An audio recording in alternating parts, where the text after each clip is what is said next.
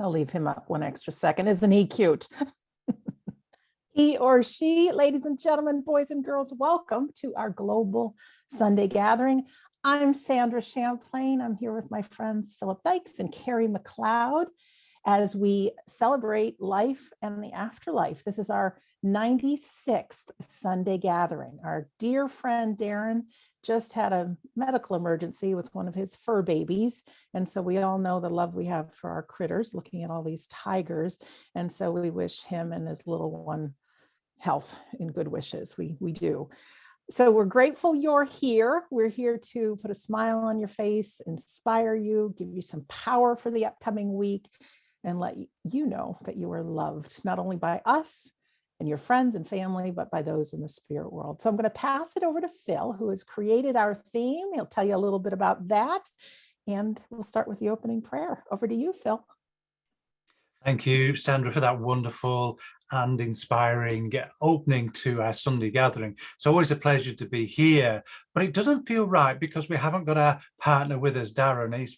So I'd like everyone just to hold Darren in your hearts and just in your thoughts as well, and send those positive thoughts for him, Scott, and those bunnies as well.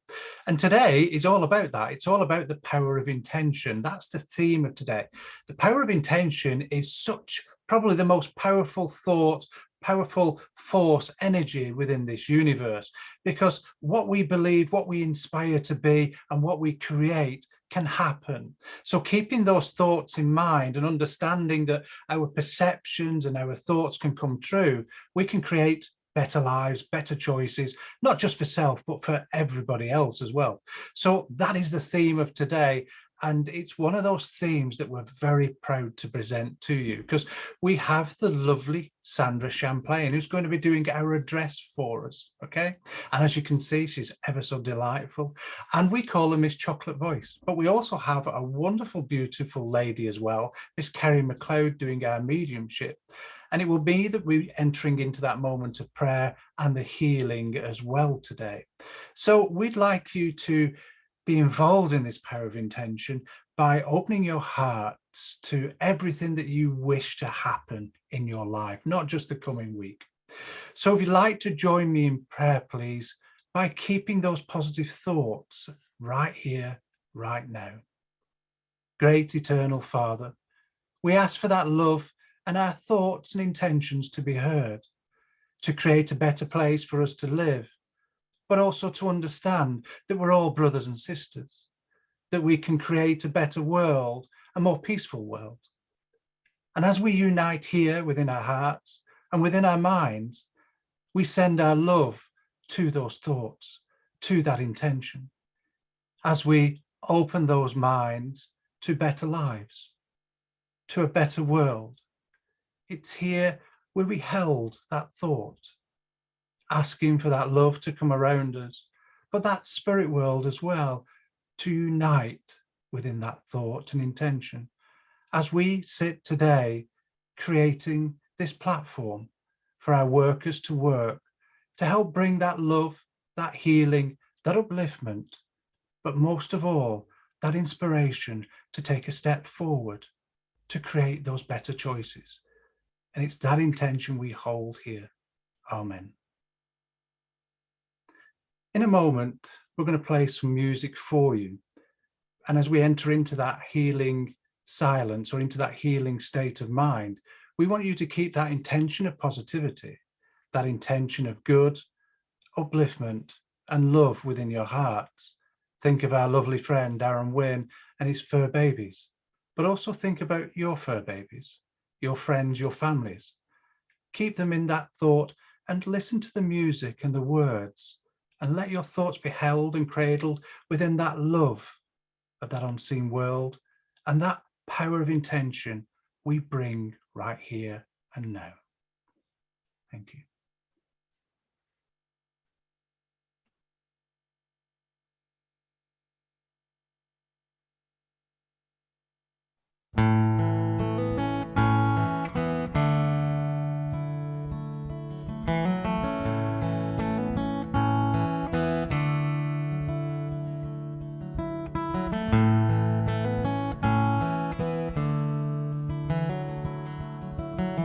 doing me wrong, so wrong.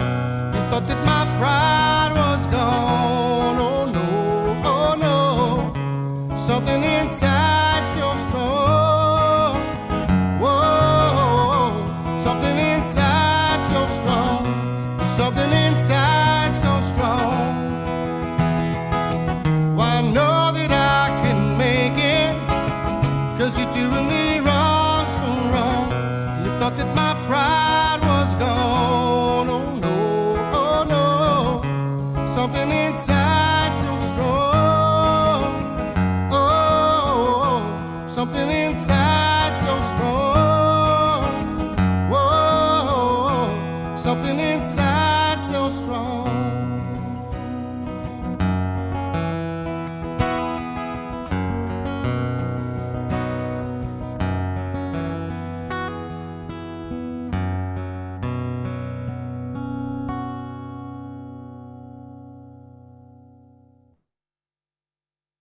Boy, that's a beautiful song. Thank you for picking that out, Phil.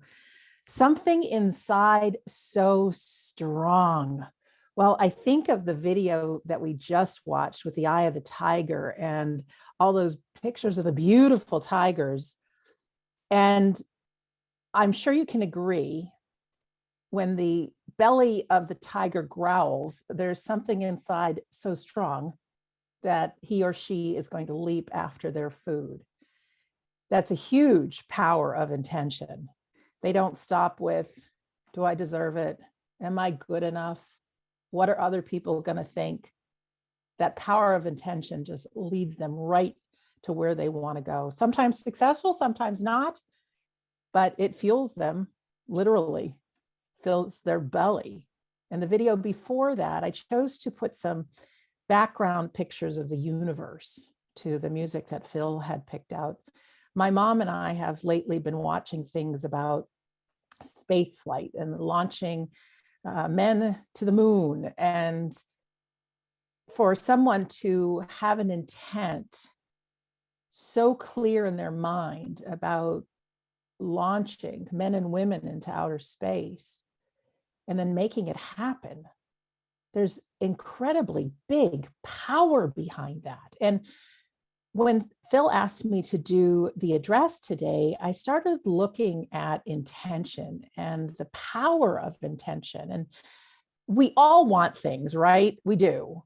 Life is never perfect. There's always things that are on our horizon or our wish list or our bucket list. But what is it that actually takes it from a thought and turns it into a reality?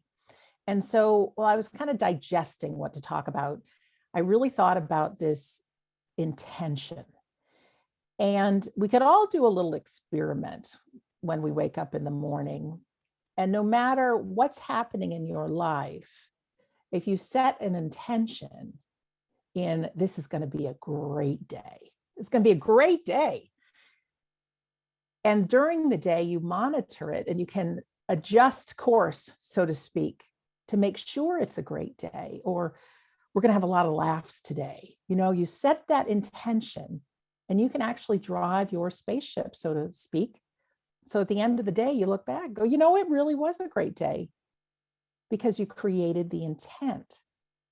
But again, what makes intent versus powerful intentions? So I started thinking of some people that have done some really big stuff. Now, we've all heard the story of Thomas Edison, who failed over 1,000 times to invent the light bulb. But when he spoke to a reporter, he said, I didn't fail 1,000 times. The light bulb was an invention of 1,000 steps. It's how we think about it. It's not about failure, and failure actually is a good thing because it can lead us to successes. But what kind of drive did a person have that believed that a light bulb was possible and didn't give up after failing so many times? In fact, I think it was well over 1,000 times. And just in my room, I've got lights above me and some shining on me here. And because of the initial invention, there's so much we have in the world because of that. And then my favorite story is of these two brothers the Wright brothers. And I know if you've been on the Sunday gathering, you've heard me talk about them before, but their dad gave them one of those little whirly bird toys that they flew up in the air and it whirled around and came back down. And they had the dream of getting man or womankind in the air, not knowing what it was going to look like, how it could be done, but the dream was planted. The intention was there. And it wasn't until 1903 that they actually had their first manned launch of their first flying machine. And then it wasn't until 1908 that they actually premiered it for the world to see. In fact, they had it ready 3 years before that, but people thought they were crazy and they didn't give them the time of the day. They knew that it was impossible to have any kind of flying machine. So it really took 3 years after they had a finished product for people to believe them. What kind of intent was that? I want to share with you just a quick picture here. Let me see if I can pull this up. 1 second. Here we go.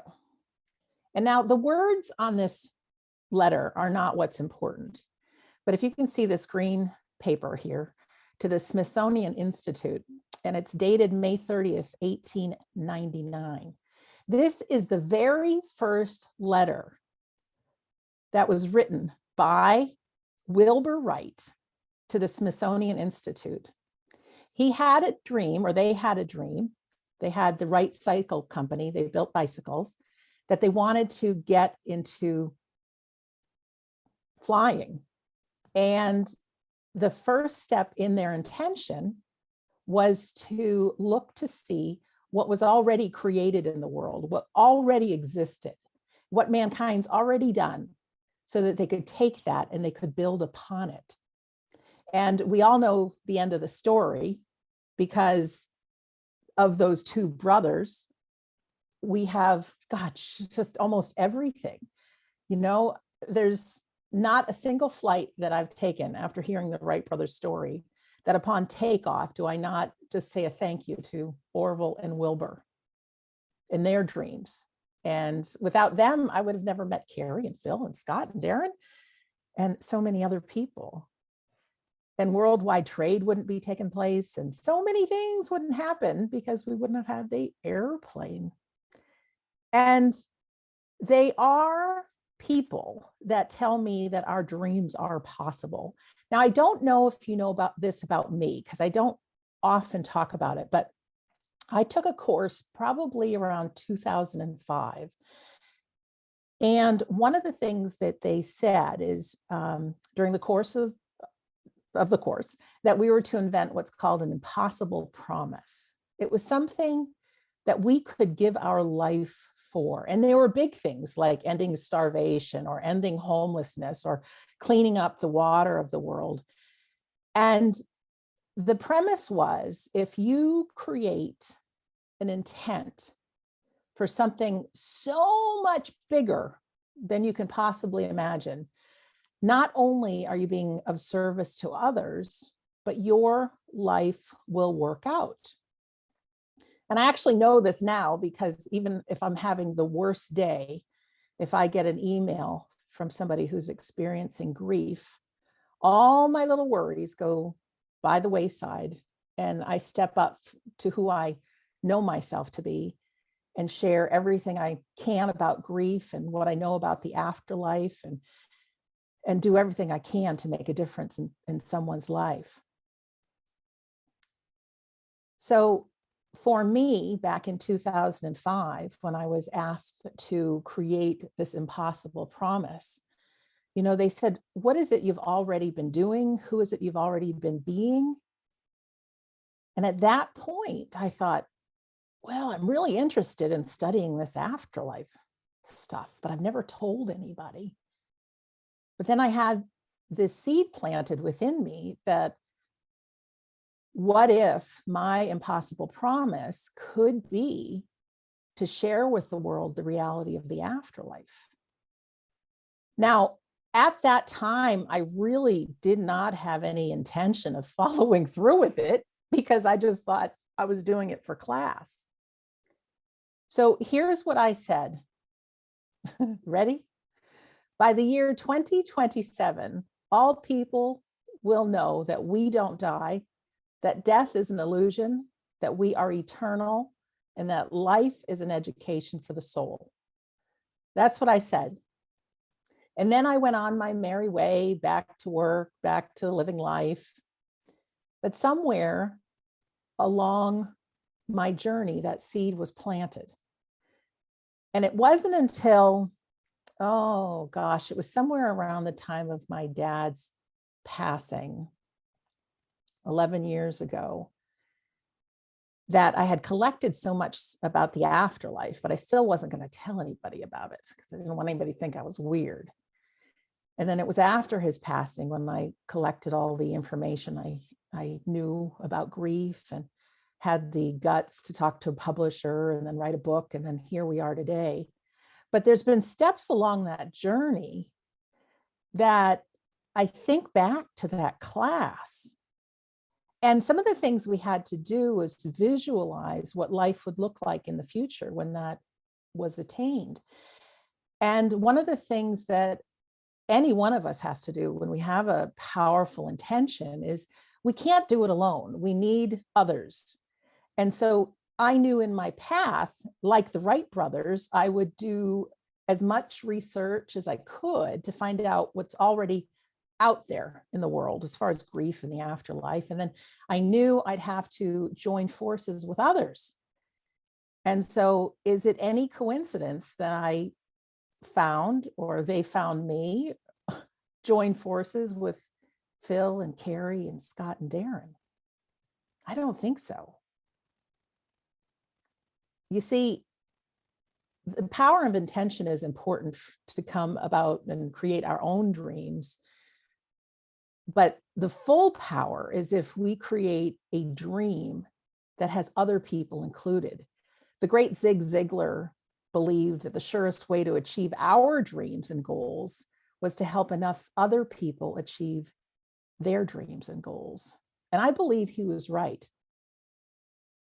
While we're talking now or afterwards, I want you to consider taking on two dreams, one for you and one for the world. Now, it doesn't need to be ending world hunger. It doesn't need to be changing the conversation on planet Earth about the afterlife. You don't need to design another light bulb or airplane.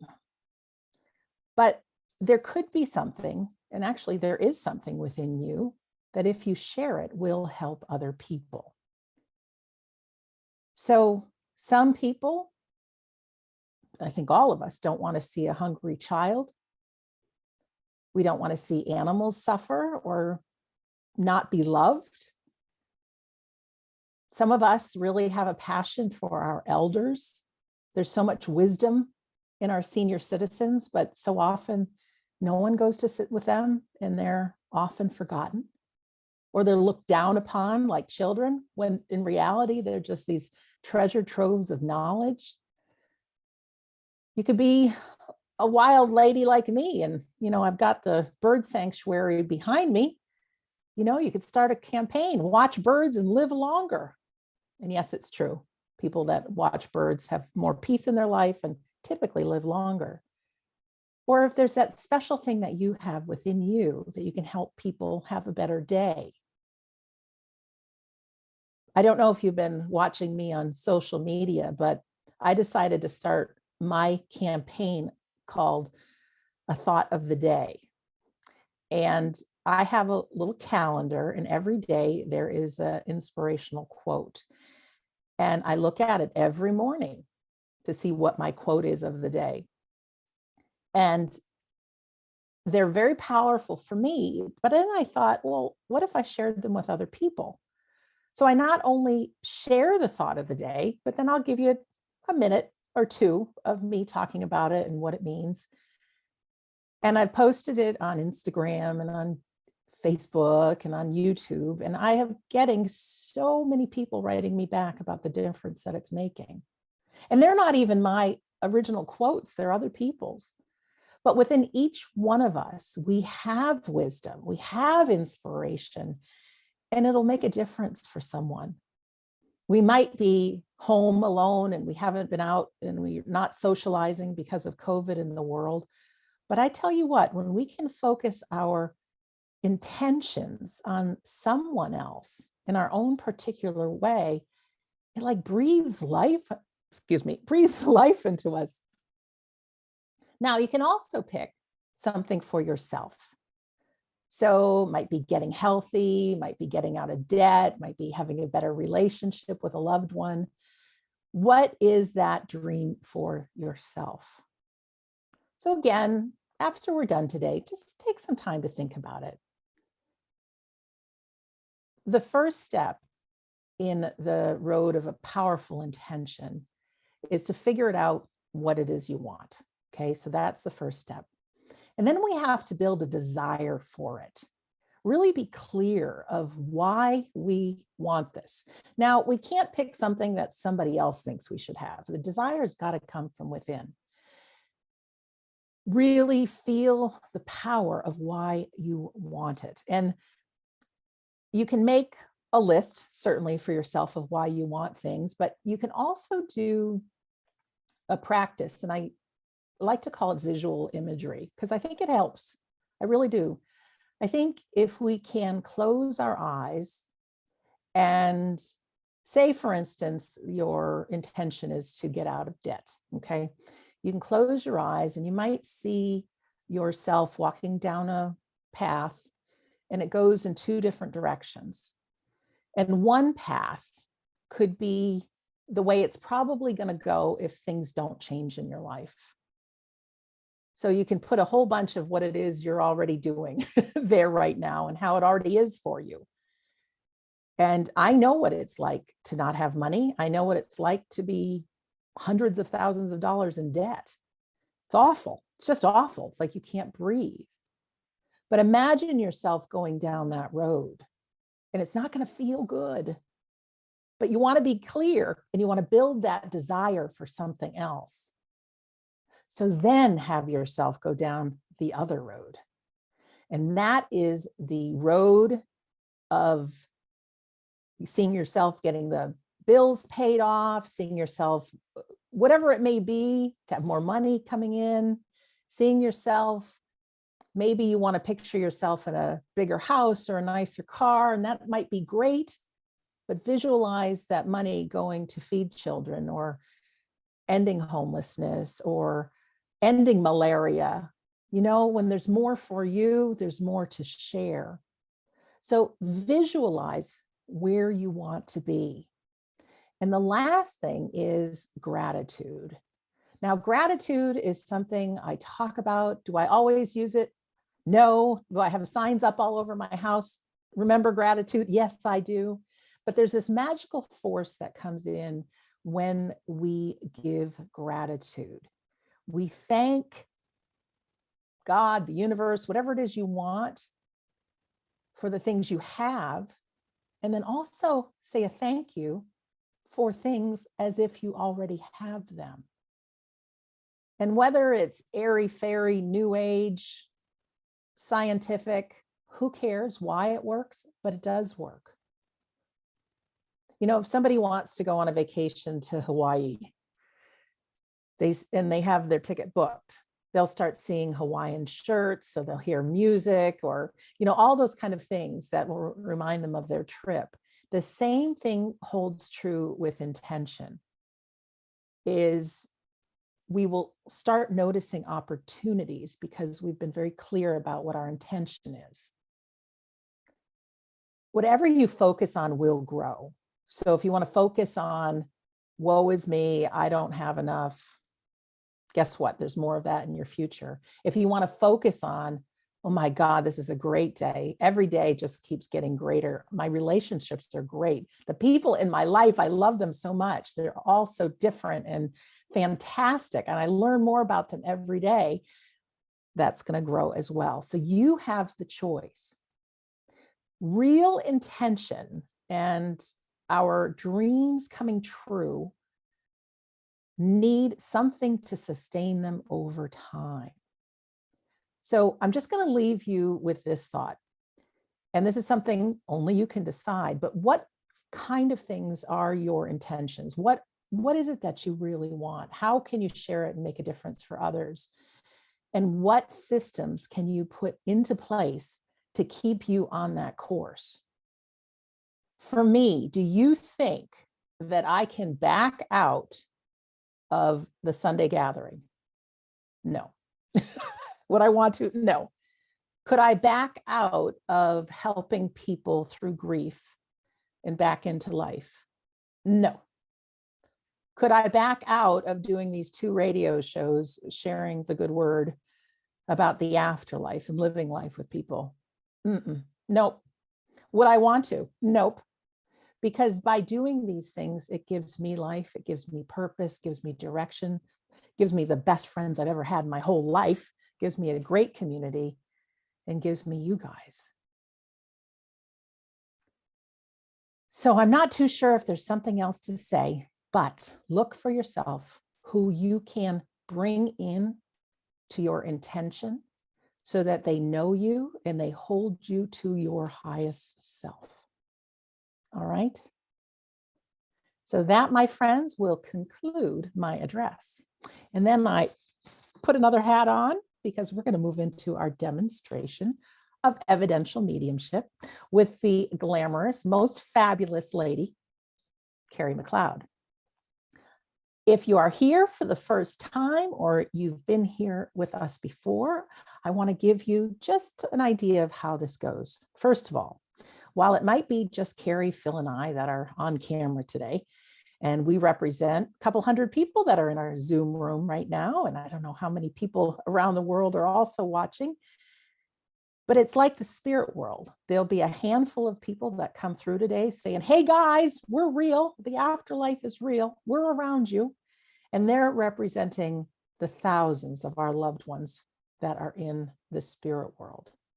So while not everyone will get a reading, the folks that come through from the spirit world are the representatives to let all of us know that love never dies.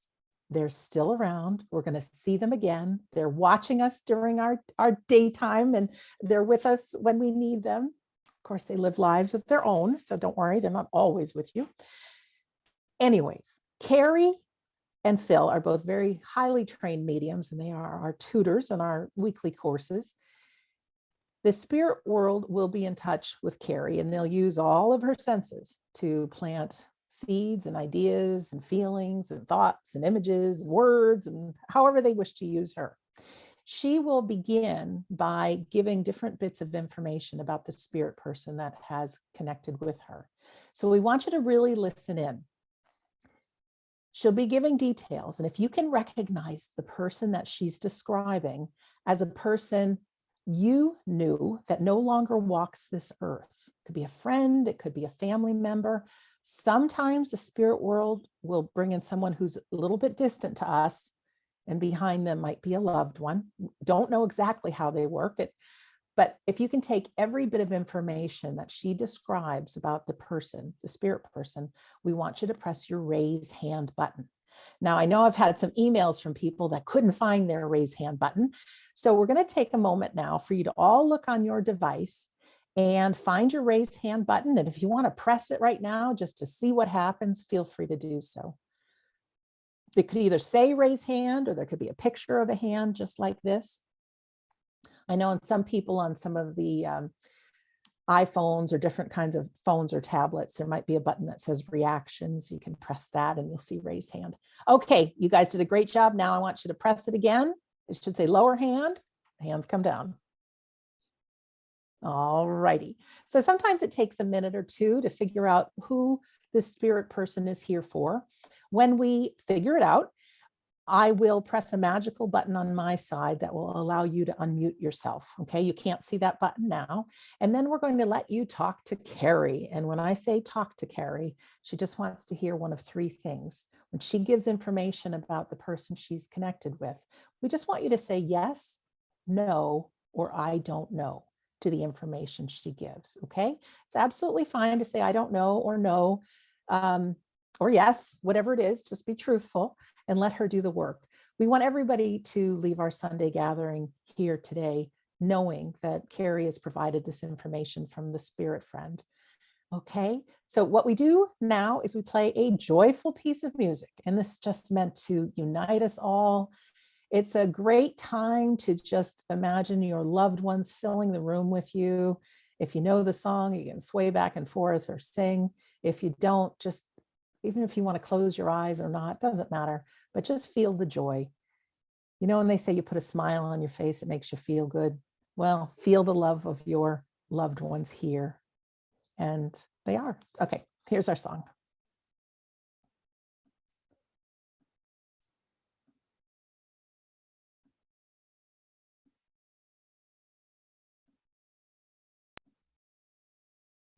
There we go. Hello, Carrie. Hello, Sandra. Hello, everybody. It's lovely to be here. And I have to say thank you to Phil for choosing a theme and then some of my favorite songs. That song, although not sung by that gentleman, you all know the film it's from. When we were out with you, Sandra, and we were starting our demonstrations, we would be playing that song alongside other songs from the same film beforehand, and it just lifts me. So it's lovely to have that song in here. And the theme today, that inspiration, your address, Sandra, talked about all those times that Edison worked at inventing the light bulb. It's something that we take for granted. I wonder how many times we need to invent ourselves to find the way that works the best. So it is an absolute pleasure to be able to work for the spirit world today. I'm not saying that I'm going to have to try 1,000 times. We might run out of minutes, but I'm certainly going to be able to try my best for you. And without any further ado, I'm going to say that as I feel the spirit world working with me, I do get a sense of Dad being with me. And I know that Dad, as he begins to work with me here, is a very pragmatic man. I know that within his life, his work would have been incredibly important for him. I also get a sense from him that I feel like he would have lost the ability to communicate with his family. So I do feel that some sort of illness took him into himself, either because of his mind. I feel it's actually because of his mind, just as I say that with him. But I also need to say that there must have been a grandchild born just before Dad passed to the spirit world, because I know he wants to acknowledge having seen that. So would that make sense to anybody, Sandra? Thank you very much, Carrie. All right, ladies and gentlemen, if you can understand this gentleman in this information, if you could press your raise hand button. Okay, we have a few people with their hands raised. Okay. Yeah, we have 4 people with their hands raised right now. Okay. But this pragmaticness, I don't know if I've invented a word or not, but this pragmatism, thank you, within Dad is such that he wouldn't have been an overly fluffy man. I know that he said the minimum amount of words that were needed. I also know where he was working would have started off being a manual job. I do feel it in a factory setting or in a large building, because I do feel like he goes to this place of work. I'm going to leave it there. Does that make sense to either of any of the 4? All right, we have Jennifer and Julia Ann with their hands raised. Just making sure you don't have your hand raised by accident there. Can you both ladies take every single bit of this information? If yes, and you would, you would both understand the grandchild born just before Dad passes to the spirit world. Then with this place of work, one of you would understand having been to Dad's place of work. Okay, I'm going to lower everybody's hands because a few hands have gone up. Then I'm not sure they take all the information. Okay, ladies, if you can take all of that information, and also you have been to the place of Dad's work, correct, Carrie? That's what you last said? Yeah. Press your raise hand button.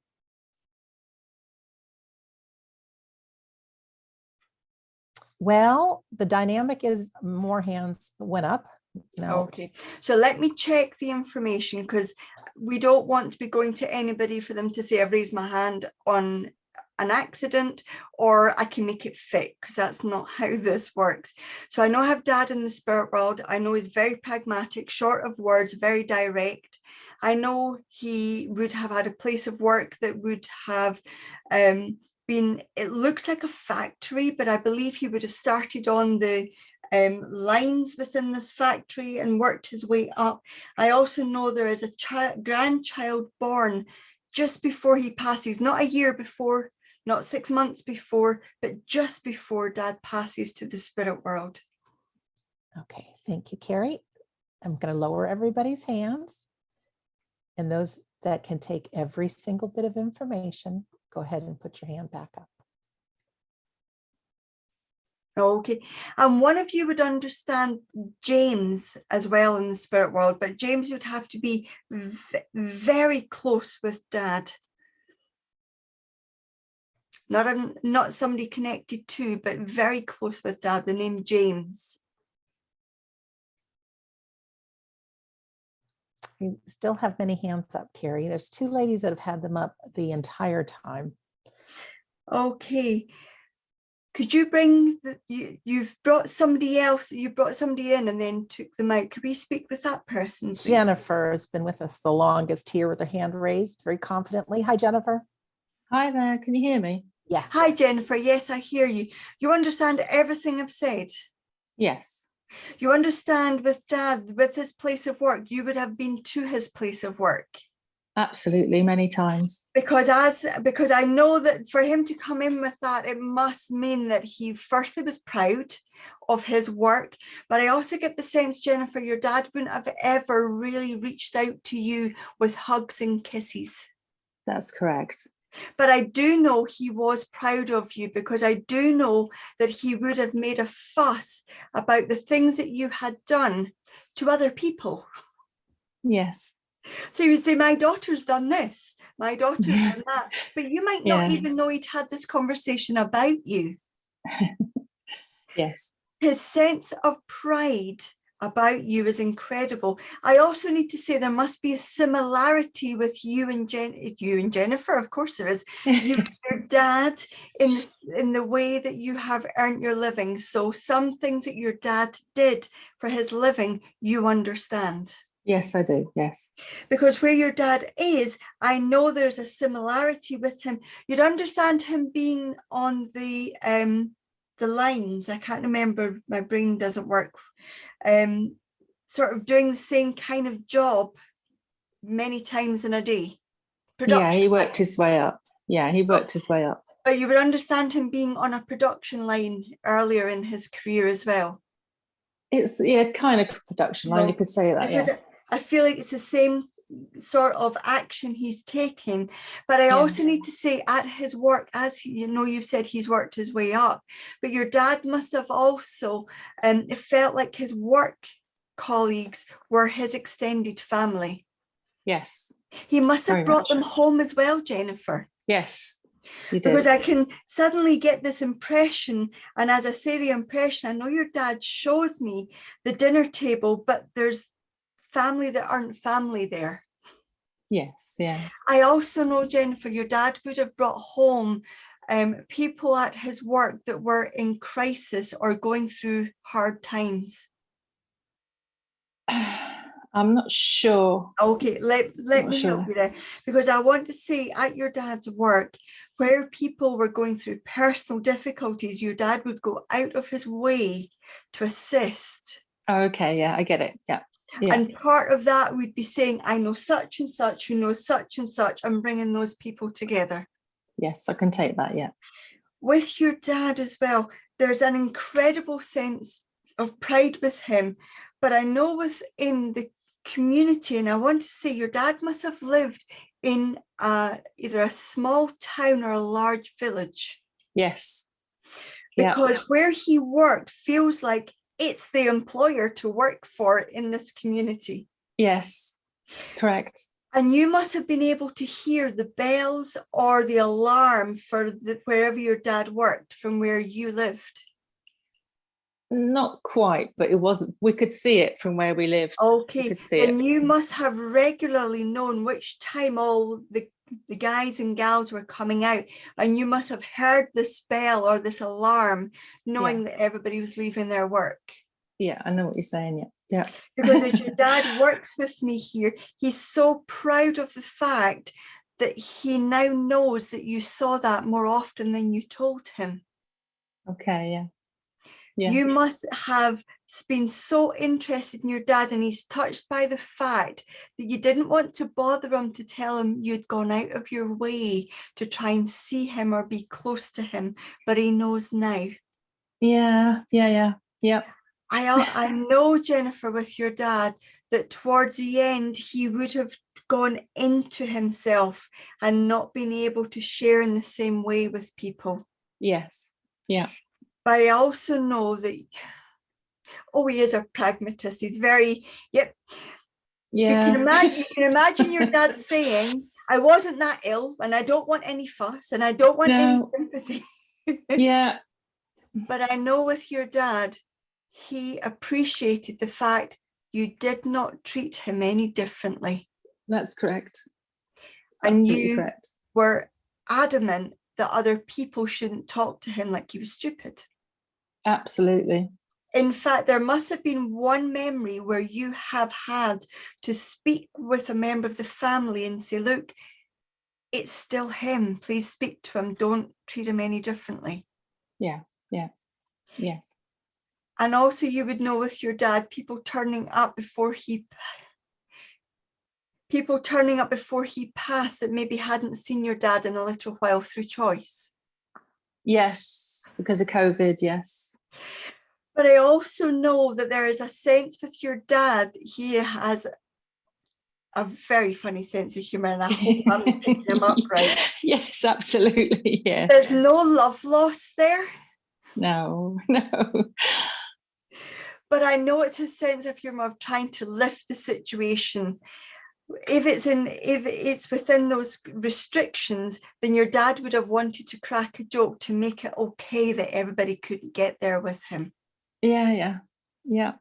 Please know that your dad is very clear about, he left instructions for you, Jennifer, as well, though. He must have spoken to you and left instructions, and he's very clear that you have done your best to follow those instructions, and it's okay for the points that you haven't managed. Thank you. And please know that your dad is very adamantly wanting to share. There are changes, the world's a different place, but how your dad must have got his workplace from one set of perceptions and mind frame and moved them into a different mindset and culture. I understand what you're saying. Please know, whatever you're doing in the place that you spend most of your time with a group of people, it could be work, it could be volunteering, please know he sees what you're doing, and do not lose the momentum just because other people put up resistance, because your dad got resistance, and he still, that power of intention is the theme for tonight. Stick true to your intention because your dad believes in you. Thank you so much. Yeah. He's only been gone 6 months. Oh, well, it's an incredibly fulfilling part for me to be able to work with every single person in the spirit world, but to be able to work on here in such a small group and work with people like your dad is an incredible pleasure, Jennifer.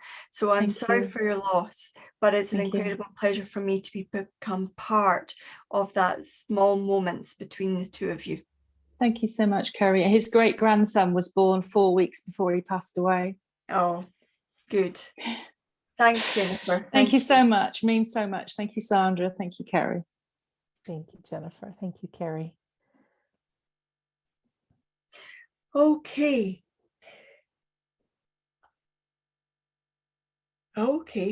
I know I have Mum and Dad here, but I know that they're having a little bit of a tete-a-tete about who's going to go first. But I think it's a given because Mum was always going to go first. So as I begin to work with Mum, I know there's a sense within her. How can I put this? I know what you're giving me. I'll get to that. I'll get to that part, but I know that Mum is very forthright. I know that she would have been very adamant. I actually know that Jennifer had a UK accent, but I do still feel in the UK. I do feel in the north of England, and I do feel that there would have been a community that would have been a mining community. And I know that Mum would have been known in that community, hold your breath, for an ample bosom that she would have folded her arms under. And I know within that community, I know, Sandra, I know within that community, they would have been very close to a mining pit, or very close to a mining pit. But this makes sense to somebody in our audience. Thank you very much, Carrie. All right. We have Maggie with her hand up here. Maggie, could you press your unmute button? Hi, Maggie. Yeah. Hello, Maggie. Hello. Hi. Now, I know that we know each other, but I don't actually think I've ever communicated or given you a contact from your mum. Is that right? That's correct, yes. Okay. So you would understand everything I'm saying about this mining community and about your mum. I actually get the impression of her standing out front the front door with her arms folded underneath her ample bosom, watching the road. Yes. I also get the impression, Maggie, with your mum, that she would not have been nervous about sharing her opinion either. That's true. Because as I get her working with me here, I know I don't want to fold my arms, but I cannot unfold them. They're glued. So I know your mum would have always had an opinion about things, but you must have lived near the mine. Correct, yes. And where there's roads where there must have been cobbled roads and cobbled streets. Yes. And you would have memories, I can't remember the name of it, where you bounced the ball off the curb and Yes, backwards and forwards. Dungeon. We called it Dungeon, yes. Because I know your mum would have made out that she was watching the kiddies playing, but actually she was watching what other people were doing, going in and out of the houses. Yes. And I want to say with your mum that she had a heart of gold, but a tongue of steel. Correct. Because I can feel some of her words and I can feel how cutting they can be. I know with your dad that there would not have ever been a choice about your dad taking that back seat. Because I know as I get your dad coming in here, there's an incredible respect for your mum from your dad. And I know your dad would have worked in the mines, Maggie. No, not my dad. Then thank you for the no. Then your dad must have had to have walked past the mine shaft or the mine, the pit head to get to his work. I take that as a no. I take that as a no. Then I want to say that sorry? It was so close. Okay, because I know where you're living is right close to, because I know as I was working with Jennifer about the bell and the alarm, I do know what a pit head You bell would have driven sounds like. it. You would have driven Because I past know from it, your yeah. dad, you would have known with your dad that he went to the mine when there was accidents to see if he could help. I don't know that, but I know Okay. he would have helped in anything where he could. Okay, because I know he hears the bell and there's this instinct to go. But with your mum, she must have spent an incredible time in the house with you, because I feel like there's a sense of get Maggie ready for the outside. And she wouldn't have called you Maggie though, Maggie, correct? Correct, absolutely. Because as I said, Maggie, no, because I know that's Margaret. And as she was getting you ready for life, she knew that you would walk your own path. So she got you ready early. I feel that essence from her. I want to say with your mum that there's this feeling of she quickly realized that you knew more than you let on that you knew. Possibly, yeah. But I feel with your mum the sense of her letting you stretch your wings and learn to grow, and letting you go, but being there to support you when you needed. Yeah. Now, I know that you have a husband in the spirit world, Maggie, and I know his name is George. And I know there's an incredible connection between the two of you. But I would be right in saying that your mum didn't take to George right from the outset, for the beginning. Yeah, at the beginning, yeah. Because there's such a sense of your mum wanting to share that she trusts your opinion and your value and your moral and your getting the sense of a situation.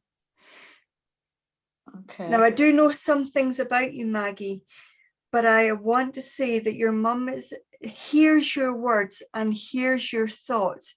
I know there is change afoot. I know you've been thinking of changes, but I know your mum was one for dusting it off and getting it done. She would be the one that would pull the band-aid or the plaster off and say it's over and done with then. Correct, yes. But you have to first make up your mind that you're doing it. Correct, yes. So with her arms folded under her ample bosom, I'm going to leave her with you, giving that impression of, okay, are we ready? Yes.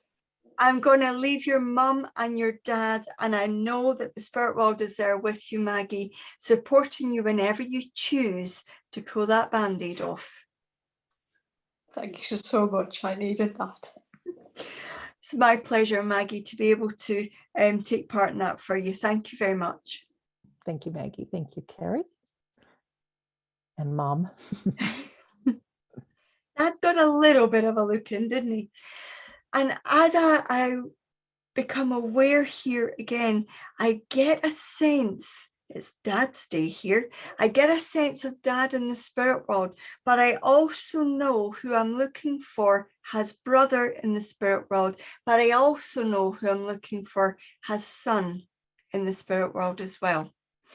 So I know that Dad, when he arrived here with me, I knew there were other people coming in, but I know that Dad would have been the quieter one, which is strange for him to make that first contact.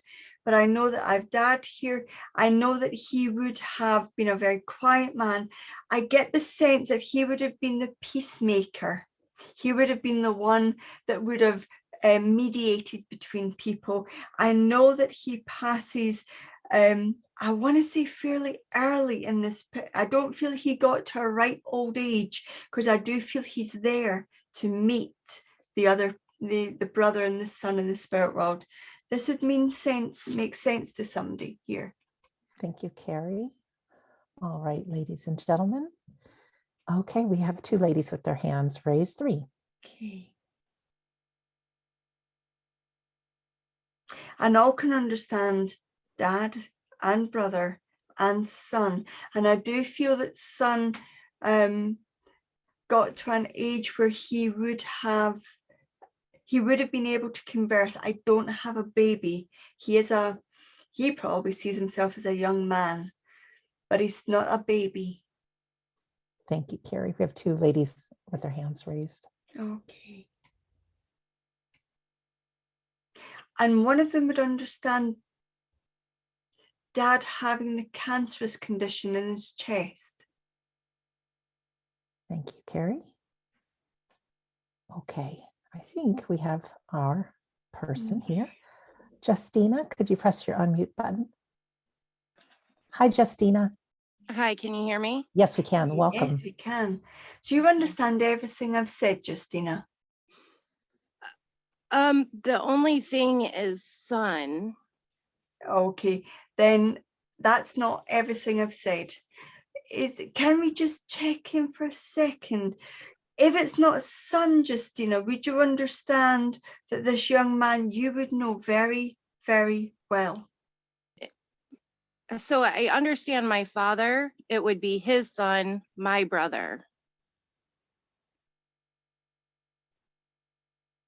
Then In your the spirit brother, world. your brother, I actually feel three people here, Justina. So thank you for coming forward. If this isn't for you, please know your loved He ones has are there. he has a brother in the spirit world, and it would be his son. Okay, then just to check, do we have anybody else that understands all the information? Don't go anywhere, Justina. Okay. I was on mute. Hi, Hi, Claudia. hi, Sandra. Almost everything fits, Carrie. My son, my brother, my dad, all in the spirit world. And my dad met my son, but my brother was there before my dad. Okay. Then can I check the dad would have had this cancer in his chest? He did have. Just a yes or a heart no. Just a yes or no. Don't know. Okay. It's a yes for me. Okay. Claudia, can I work for the moment with Justina just to see where this goes? And we'll quickly get to find out where this lovely group of people want to go, because I need them to direct me.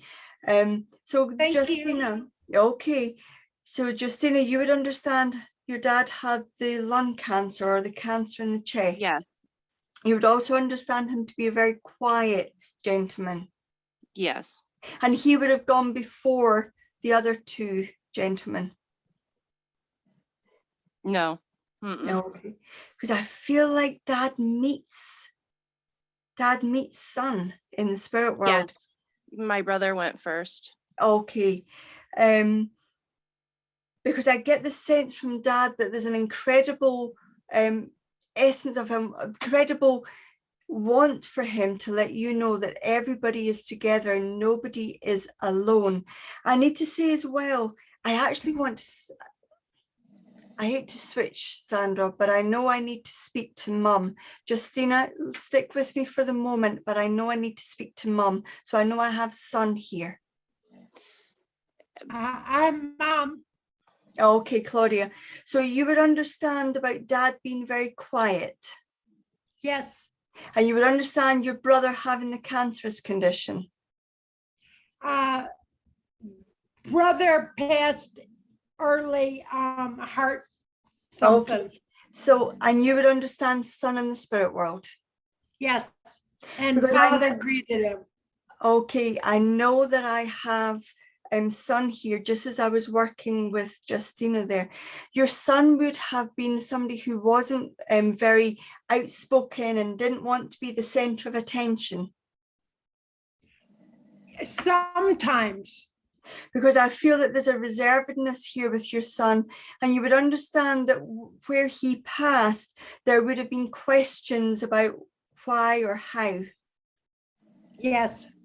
Because there's a sense of him not wanting to speak openly about this, but I know what I've got here, and I know I have son, and I know there is a sense with you of, could I have done more? Should I have seen more? Could I have said more?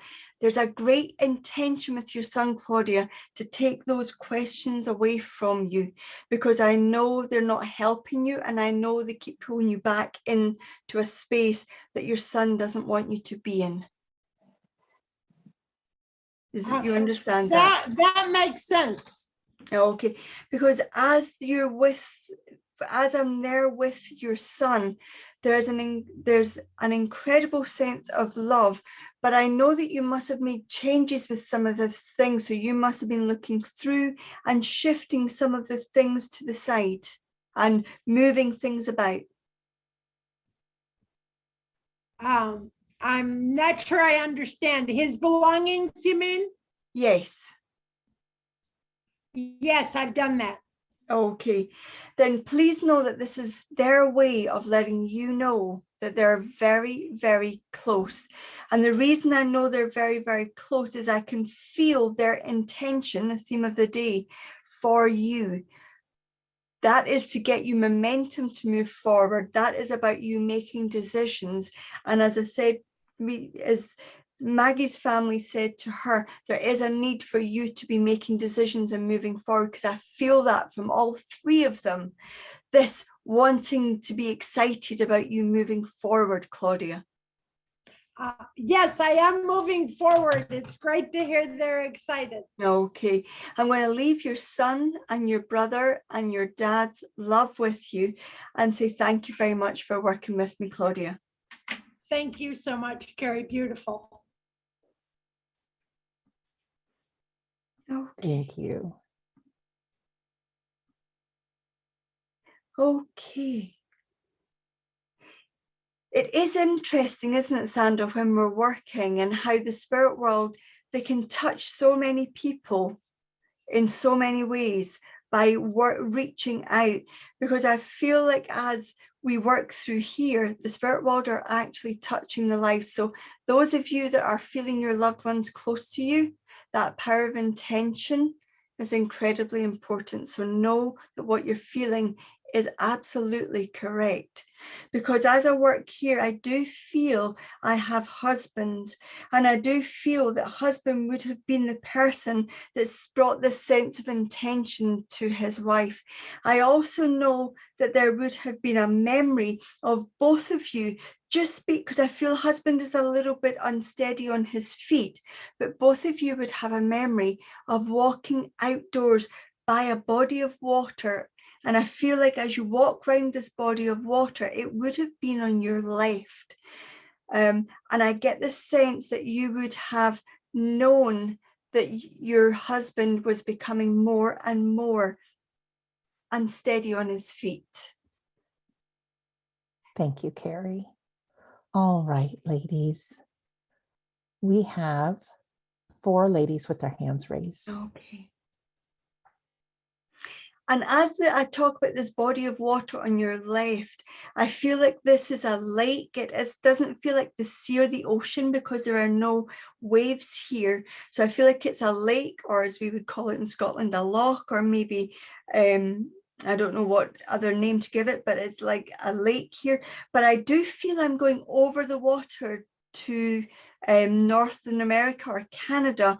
And I also get the sense with husband that he must have been speaking at this time about life after death and about his wishes.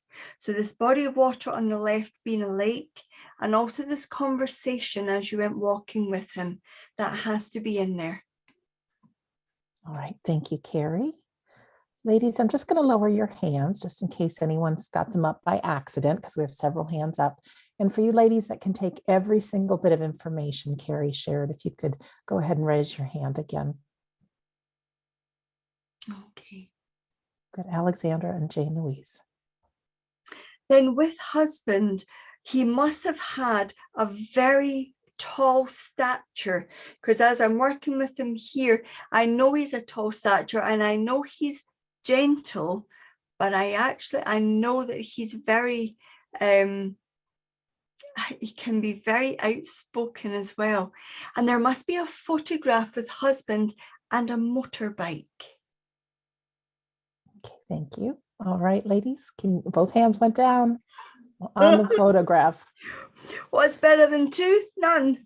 Yeah, they're doing what they said they would. Exactly what they're meant to do. Mm-hmm. Then, because I feel like I've got dad here, husband here, and I know I've got the motorbike here.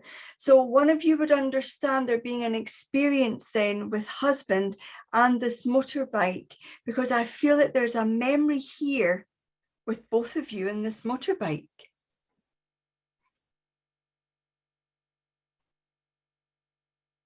I don't know. Alexandra, Jane Louise, no motorbike memory. Okay, then I can't really change that because I know what I've got. I've got husband here, I've got this body of water, and I've got this motorbike here as well.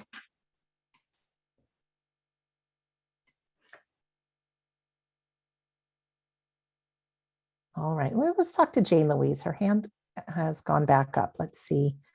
And Lisa, I know you just put up your hand too, but I want to make sure everything fits. Jane Louise, hi. Hi. So, Carrie, could it have been a bicycle, a tandem for two?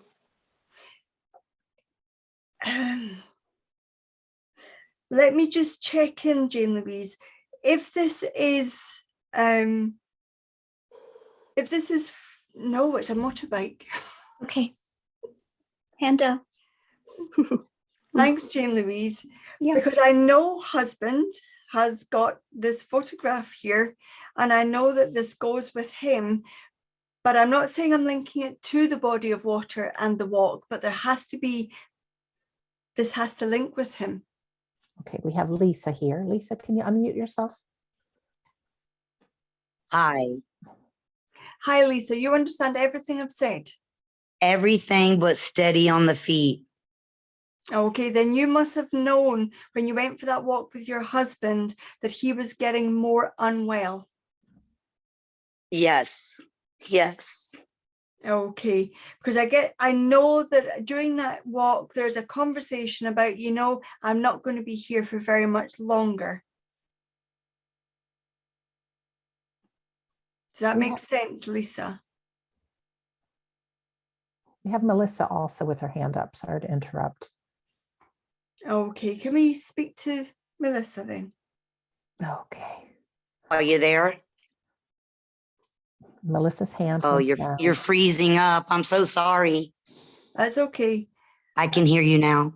Okay, you understand with husband that when you were on this walk, you would have had conversations about how he wasn't going to be there very much longer. Yes. Okay, then, and you understand the photograph with him and the motorbike. Yes. Okay, and you understand walking on this body of water that is a lake. Yes.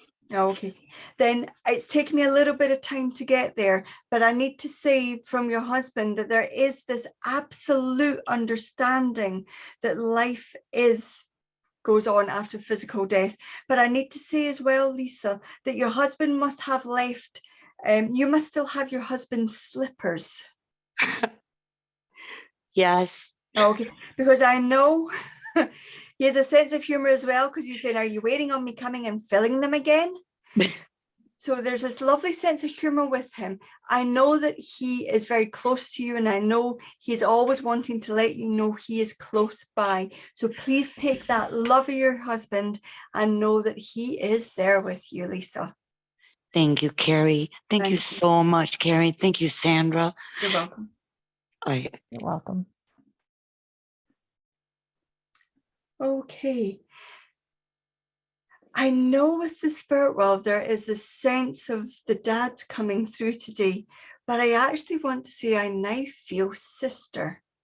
And I feel that sister would have passed with a cancerous condition, but I also know that sister would have had a great determination, because I know in her work, she would have had a position of authority. If it wasn't manager, this position would have meant she was looking after people.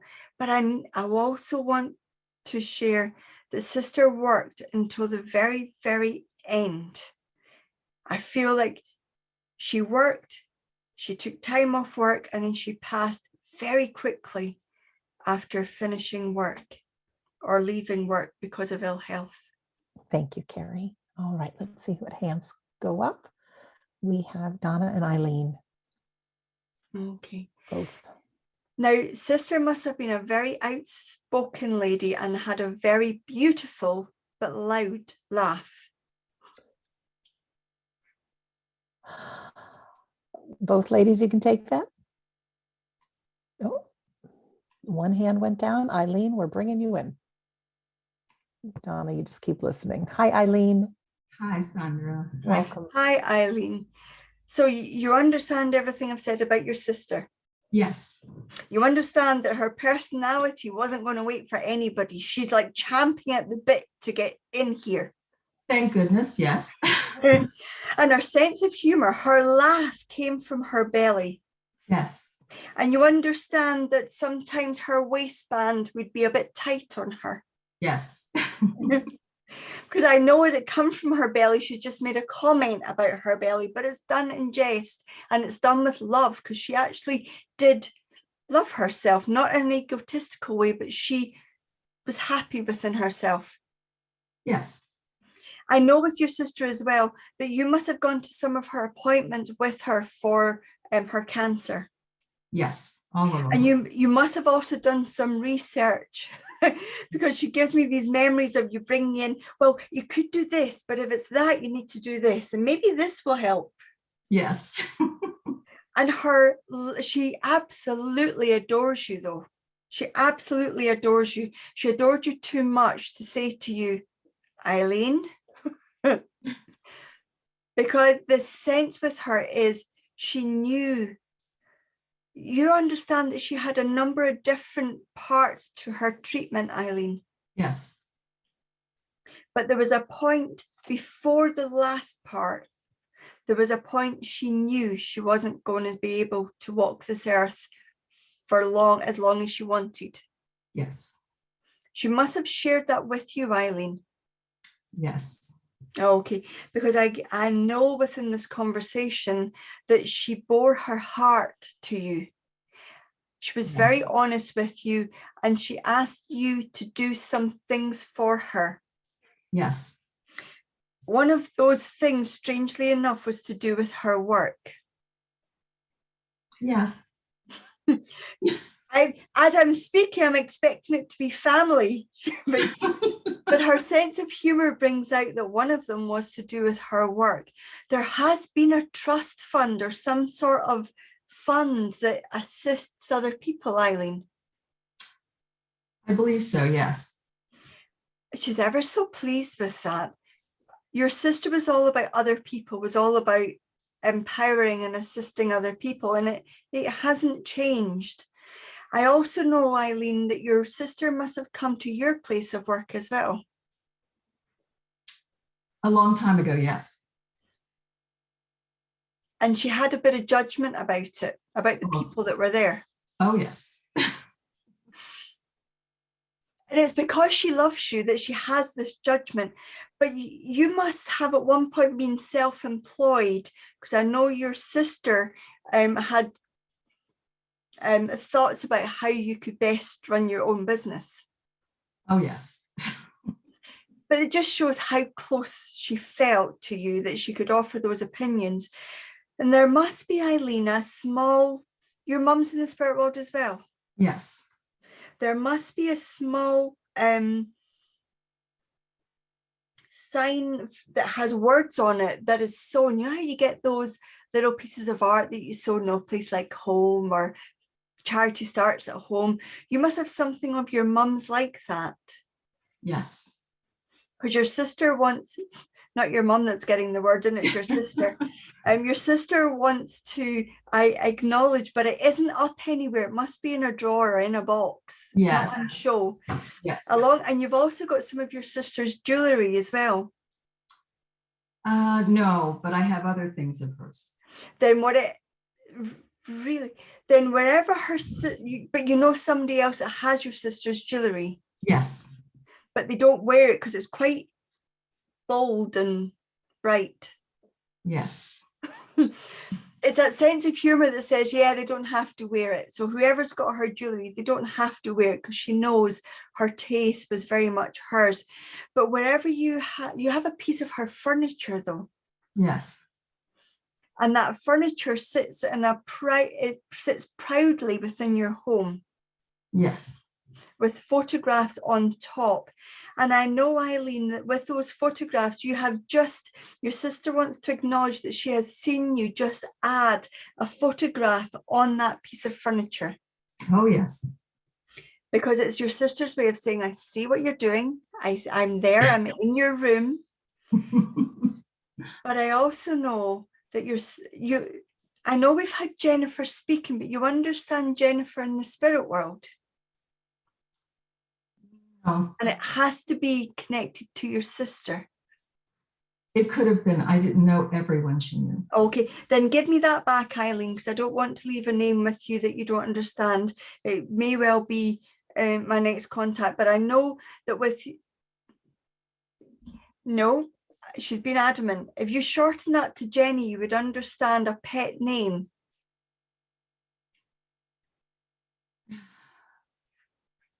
No, It's okay, because I know it might well land with you, because I know your sister's like, Jenny, you know Jenny?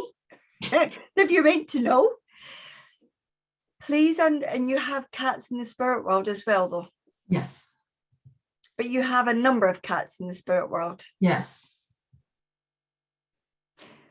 I won't even tell you, I can tell you a different time how your sister's been so clever at getting this to me.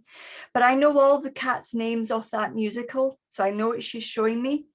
And I know that you probably have as many cats in the spirit world, but you and your sister must have enjoyed going out to shows and musicals together. Yes. And there must have been a time where you saw Andrew Lloyd Webber's musicals. Yes. And during those musicals, your sister would sing very loudly along to the songs. Yes, and she couldn't sing. Well, I can't give that to you, but I'm the one listening to her. So I know there's a sense with your sister bringing all those memories back to you. The reason that she has come forward with this objective evidence is that you have been asking questions of the spirit world, and you now have your answers. The answers are the objective evidence can only come when everything is in place. And if I were to liken that, your sister wants to acknowledge where you are. You've been asking the spirit world to sort a few things out for you, not to do with your mediumship. Yes. Yes? Yes. Everything happens when everything is in its place. Okay. And you just have to put everything in its place. She had a funny giggle as well as a very loud laugh. Yes. Because she's giggling at this riddle. She knows that everything will happen as it's meant to. Have patience. Okay. And this isn't to do with your mediumship. This is to do with the other aspects of your life. So thank you very much for allowing me to do that for you, Eileen. It's lovely to get to know your sister. Thank you so much. And be part of that communication for you. Thank you. Thank you so much, Carrie. Ladies and gentlemen, it has been my absolute pleasure to work for you today. I know we only have time to do a small number of contacts, but hopefully in some way that evidence and those contacts have allowed you to first have memories of your own loved ones. And if there's a piece of evidence that touches your heart, know that that's the spirit world catching your attention for that moment to say, I'm here. Don't doubt it. Thank you very much, Carrie. Thank you, thank you, thank you. And for everybody, I know we hope and pray our loved ones come through. The spirit world works in their own way. That's what they do. But one thing I know, experiencing grief, it's so easy to replay negative things. If you can grab a photo of your loved one and force yourself in a good way to think of some happy shared memories, that's the doorway to open up communication and feel their love. They really are, truly are around. They want us to live our lives, and grief is something that we do have to go through, but they support us and they love us and they're very much alive.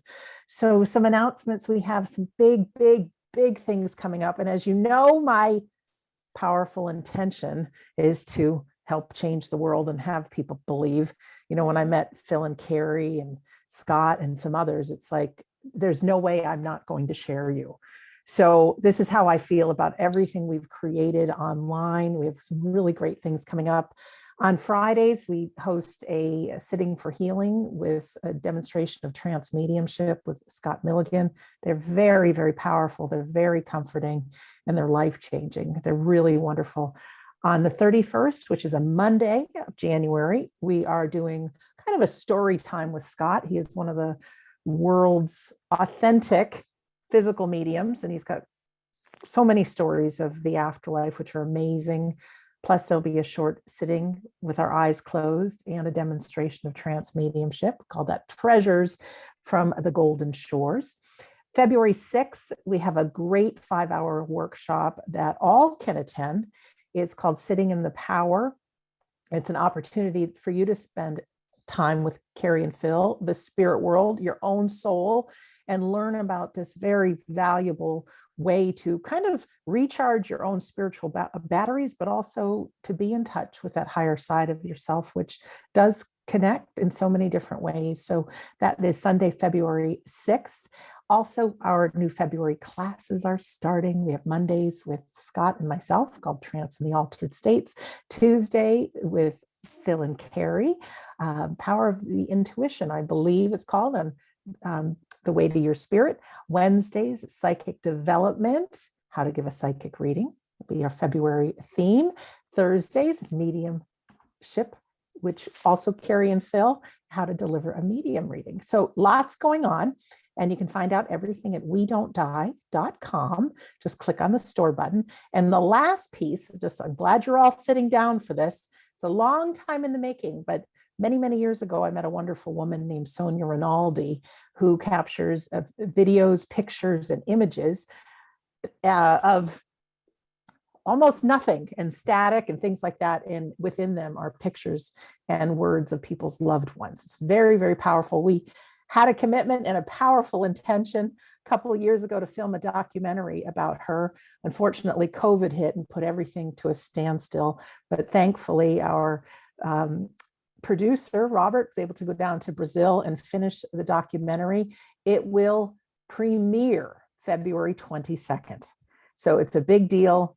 I will no doubt keep telling you about it and how you can watch it when the time comes, but it is a really, really big thing. So it seems like my impossible promise is coming true through so many great people. So we really want to thank everybody. And for those of you who have donated to our Sunday gathering, thank you from the bottom of all of our hearts. You know, life's been tough. Our lives got turned totally upside down once COVID hit. Being unable to work. And so you've really not only helped share the Sunday gathering with a much larger crowd, but you've really helped us all put food on the table as well. So thank you to all that have donated to our Sunday gathering. So I'm going to pass it over to Phil for some thoughts for the week. Over to you, Phil. Thank you, Sandra. I hope you've enjoyed our theme, which has been that power of intention, because my intention was for you to enjoy it. The intention of creating something, a spark within you to be inspired to be the best that you can and really achieve the things that you can. And I think you'll agree with me why I chose the music from Eye of the Tiger in the beginning. And I bet a few of you started to see Rocky Balboa running up those steps and cheering, because I wanted to give you that memory of that film to inspire you that you could run up those steps. Those steps are metaphorical, that you can achieve anything and have that inspiration. But also, I asked Sandra to do the address, knowing that she would thrive on that intention. And the way that she brought it across was absolutely perfect, better than I ever could imagine. Because she reminded you of Thomas Edison about those steps of invention, not failures, but steps toward creation and understanding that achievement. And if we look at all successful people in life, they do go through those periods striving on and carrying on, picking themselves up. So I wanted to instill that, but I also had the intention of setting the right atmosphere for the mediumship, and boy, did we get it. The inspiration of the spirit world, the contact of love, the memories that brought healing, but also bring more memories back that take us forward within this week to come. So I wanted to inspire you by remembering or reminding you the intention of today. But there's many people within this world, within our lifetimes, that inspire us. And one such person, Meatloaf, has now transpired back to the spirit world. And his life and his life story wasn't always the best. He had his struggles in many different ways, even where he believed in his own music where other people didn't. But still he stood up. He created and sung the songs he loved because he felt passionate about them. And I know in some cases they weren't always the best, but I know in some cases people stood up and gave him a standing ovation because of his determination and his courage through life. So I want you to stay to the end to watch a video of him and his music, because his intention was to inspire and entertain a lot of people. Our intention here on the Sunday gathering is to inspire and also let you know there is an afterlife where our loved ones still live on, and choosing through love to come back to inspire us, reaching out across that universe, across that world. But no, they're just at the side of us, encouraging us. So have that truth, have that inspiration, and keep on being or trying to be the best person you can, because I know one day you'll all succeed. And I want to leave you with those thoughts. Thank you for listening. As it's been my pleasure to bring this theme today, it's also my pleasure to take you into the closing prayer. So if you can think of your loved ones in the spirit world and hold them dear, but also hold dear those thoughts of inspiration of creating a better life for self and everybody else in this world. And join me in prayer. Great eternal Father, great infinite Spirit, we ask for you to hear our plight, to hear our love, to feel our love, to take our inspiration and create a world of opportunity of succession, of succeeding, letting us know that we are somebody worth loving, somebody worth knowing. We are a person that can achieve, but most of all, we are speaking a truth, living a truth. It's here, Father, that we ask for that upliftment, that healing, that inspiration within our lives, but not just for ourselves, but for everybody, knowing that we're all brothers and sisters joining together in one world, hand in hand, walking forward within that positive thought and intention. And it's that thought and intention we ask for to remain strong within our hearts and minds until next time we meet on the Sunday Gathering. Amen. All right, everyone. Thank you for being here. Let's listen to our closing song. And it is one by Mr. Meatloaf. Here we go.